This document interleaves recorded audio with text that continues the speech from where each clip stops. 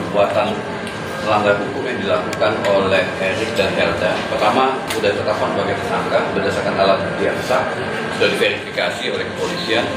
Kemudian ketika dipanggil dengan dugaan tindak pidana pasal 279 ayat 1 ya, yang ancaman pidananya maksimum 5 tahun. Kemudian karena tidak dipanggil tidak hadir juga, maka ditetapkan sebagai DPO. Nah, orang yang sudah ditetapkan sebagai tersangka kemudian DPO dalam konteks hukum Indonesia adalah orang menurut SMA 1 2018 ya, adalah orang yang memiliki kecacatan dan bisa juga ditafsirkan orang yang membangkang hukum Indonesia dan membangkang kepolisian atau merendahkan harkat dan martabat kepolisian Republik Indonesia. Lalu ada orang yang membangun hubungan hukum, ya, hubungan hukum perdata antara seseorang yang dengan status tersangka dan DPO, kemudian membangun hubungan hukum. Hubungan hukumnya tentu untuk kepentingan pribadi ya, hubungan perdata, ada keuntungan yang didapatnya. Nah, ketika hubungan hukum itu dibangun oleh orang yang tidak berstatus DPR, memang hukum Indonesia tidak menyatakan itu perbuatan pidana, tidak ada. Tidak ada hubungan, tidak ada perbuatan pidana. Tapi Mahkamah Agung menyatakan kalau Anda sudah ditetapkan sebagai DPO, Anda tidak boleh hadir ke pengadilan atau diwakili, Anda tidak boleh diwakili oleh kuasa hukumnya untuk membela kepentingan Anda. Anda harus hadir sendiri. Nah, itulah status hukum DPO menurut SMA 1 2018. Jadi dia harus hadir sendiri. Kenapa? Karena Anda sudah tidak mengindahkan penegak hukum Indonesia. Nah, lalu ada anggota dewan yang membangun hubungan hukum, tadi sudah dijelaskan bahwa berkat production infotainment ya. Entertainment production itu sahamnya 80% milik dua orang yang diduga sebagai tersangka dan DPO. Nah, lalu ada anggota dewan yang membangun hubungan hukum dengan seseorang, dengan sebuah korporasi yang ownernya adalah 80% adalah berstatus DPO. Jadi sebetulnya hubungan hukum ini dalam konteks sebagai anggota dewan memang menurut pandangan saya diduga melanggar kode etik. Kode etik yang dibuat oleh Peraturan Dewan Perwakilan Rakyat nomor 1 tahun 2015, pasal 2 ayat 1, pasal 3 ayat 1 dan ayat 2. Nah, karena itu ada dugaan pelanggaran kode etik. Nah, MKD harus menyidangkan ya. MKD itu Mahkamah Kehormatan Dewan Perwakilan Rakyat Republik Indonesia harus menyidangkan karena ada pengaduan dari masyarakat. Anggaplah kuasa hukum adalah perwakilan dari masyarakat yang mengadukan dugaan pelanggaran kode etik itu. Jika konser yang tanggal 24 itu tetap dilaksanakan. Nah, biarlah nanti anggota MKD itu menilai apakah benar ini melanggar kode etik atau tidak, sebagaimana yang dipersangkakan oleh dituduhkan oleh kuasa hukum terkait dengan hubungan hukum. Yang jelas kalau menurut pandangan saya, hubungan hukum itu memang hubungan hukum yang dari sisi etika itu nggak patut dilakukan, ya nggak patut. Apalagi dia statusnya DPO. Kalau dengan tersangka mungkin oke ya, nggak ada masalah. Tapi dengan status DPO itu kan sudah dipanggil beberapa kali supaya hadir dengan dugaan tidak pidananya. Artinya dia memang merendahkan harkat dan martabat institusi kepolisian Republik Indonesia.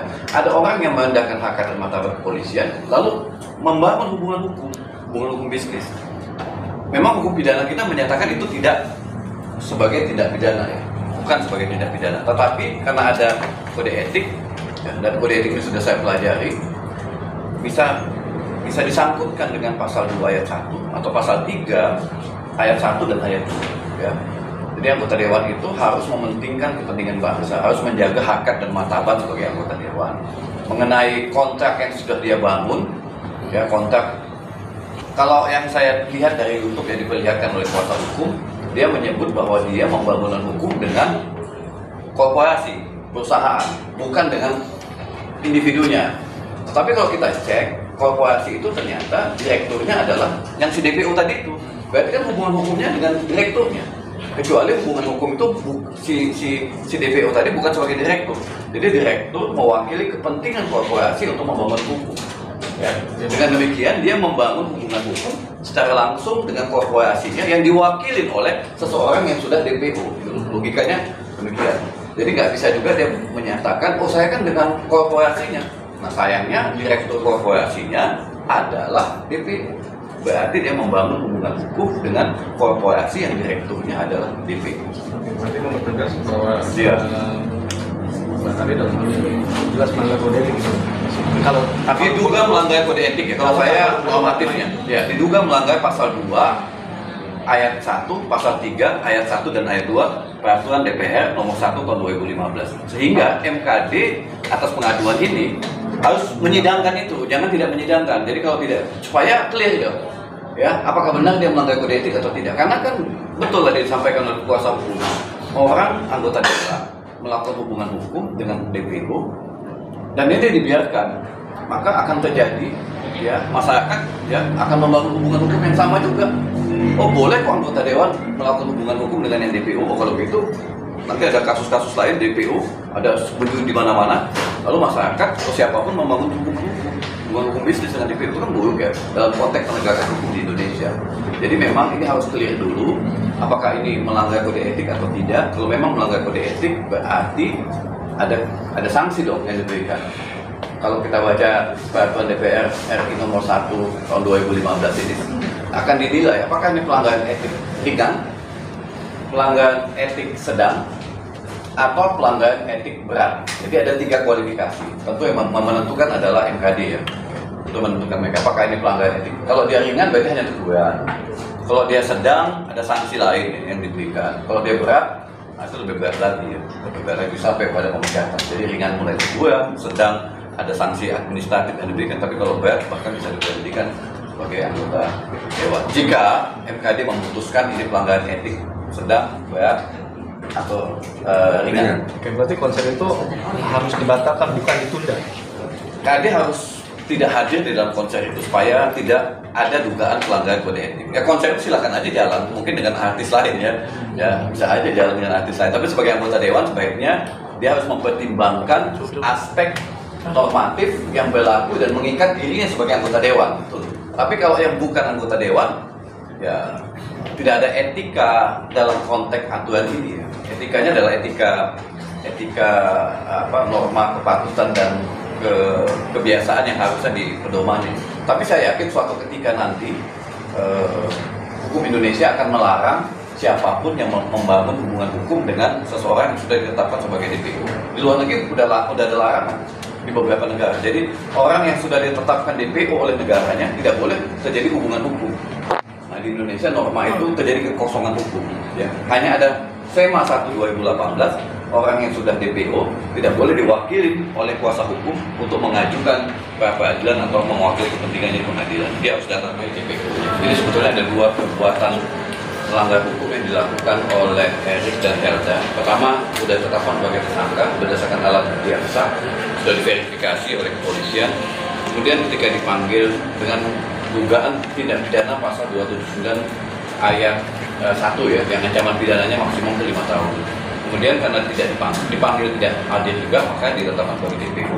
Nah, orang yang sudah ditetapkan sebagai tersangka kemudian DPO dalam konteks hukum Indonesia adalah orang menurut SEMA 1 2018 ya, adalah orang yang memiliki kecacatan dan bisa juga ditafsirkan orang yang membangkang hukum Indonesia dan membangkang kepolisian atau merendahkan harkat dan martabat kepolisian Republik Indonesia. Lalu ada orang yang membangun hubungan hukum, ya, hubungan hukum perdata antara seseorang yang dengan status tersangka dan DPO, kemudian membangun hubungan hukum. Hubungan hukumnya tentu untuk kepentingan pribadi ya, hubungan perdata, ada keuntungan yang didapatnya. Nah, ketika hubungan hukum itu dibangun oleh orang yang tidak berstatus DPR, memang hukum Indonesia tidak menyatakan itu perbuatan pidana, tidak ada hubungan, tidak ada perbuatan pidana. Tapi Mahkamah Agung menyatakan kalau Anda sudah ditetapkan sebagai DPO, Anda tidak boleh hadir ke pengadilan atau Anda tidak boleh diwakilin oleh kuasa hukumnya untuk membela kepentingan Anda. Anda harus hadir sendiri. Nah, itulah status hukum DPO menurut SEMA 1 2018. Jadi dia harus hadir sendiri. Kenapa? Karena Anda sudah tidak mengindahkan penegak hukum Indonesia.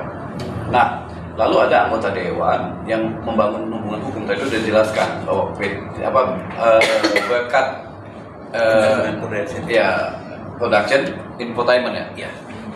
Entertainment production itu sahamnya 80% milik 2 orang yang diduga sebagai tersangka dan DPO. Nah, lalu ada anggota dewan yang membangun hubungan hukum dengan seseorang, dengan sebuah korporasi yang ownernya adalah 80% adalah berstatus DPO.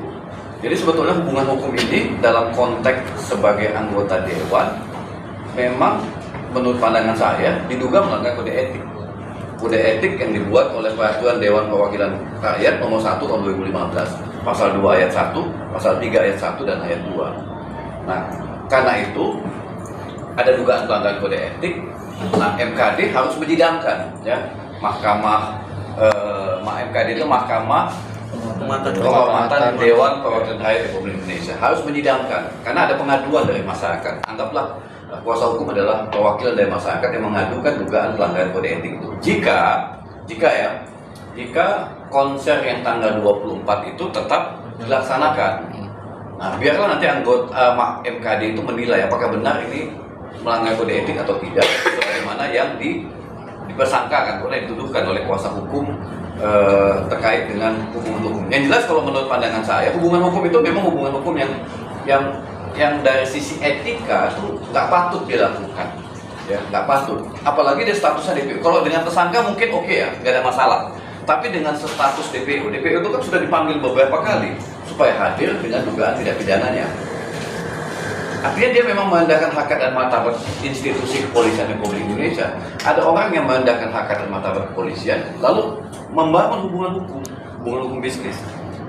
Memang hukum pidana kita menyatakan itu tidak sebagai tindak pidana, ya, bukan sebagai tindak pidana. Tetapi karena ada kode etik, ya, dan kode etik ini sudah saya pelajari, bisa disangkutkan dengan pasal 2 ayat 1 atau pasal 3 ayat 1 dan ayat 2, ya. Jadi anggota dewan itu harus mementingkan kepentingan bangsa, harus menjaga harkat dan martabat sebagai anggota dewan. Mengenai kontrak yang sudah dia bangun, ya kontrak. Kalau yang saya lihat dari YouTube yang diperlihatkan oleh kuasa hukum, dia menyebut bahwa dia membangun hukum dengan korporasi, perusahaan, bukan dengan individunya. Tetapi kalau kita cek, korporasi itu ternyata direkturnya adalah yang si DPO tadi itu. Berarti kan hubungan hukumnya dengan direkturnya. Kecuali hubungan hukum itu si DPO tadi bukan sebagai direktur. Jadi direktur mewakili kepentingan korporasi untuk membangun hukum. Ya. Dengan demikian dia membangun hubungan hukum secara langsung dengan korporasinya yang diwakili oleh seseorang yang sudah DPO. Logikanya demikian. Jadi nggak bisa juga dia menyatakan, oh saya kan dengan korporasinya. Nah sayangnya direktur korporasinya adalah DPO. Berarti dia membangun hubungan hukum dengan korporasi yang direkturnya adalah DPO. Berarti mempertegas bahwa Hari dalam jelas melanggar kode etik. Kalau diduga melanggar kode etik ya. Kalau saya normatifnya, ya diduga melanggar pasal 2 ayat 1, pasal 3 ayat 1 dan ayat 2 Peraturan DPR nomor 1 tahun 2015. Sehingga MKD atas pengaduan ini harus menyidangkan itu, jangan tidak menyidangkan. Jadi kalau tidak, supaya clear dong, ya, apakah benar dia melanggar kode etik atau tidak? Karena kan betul tadi disampaikan oleh kuasa hukum, orang anggota dewan melakukan hubungan hukum dengan DPO dan ini dibiarkan, maka akan terjadi, ya, masyarakat ya akan membangun hubungan hukum yang sama juga. Oh boleh kok anggota dewan melakukan hubungan hukum dengan yang DPO. Oh kalau gitu nanti ada kasus-kasus lain DPO ada begitu di mana-mana, lalu masyarakat atau siapapun membangun hubungan hukum bisnis dengan DPO itu kan buruk ya dalam konteks penegakan hukum di Indonesia.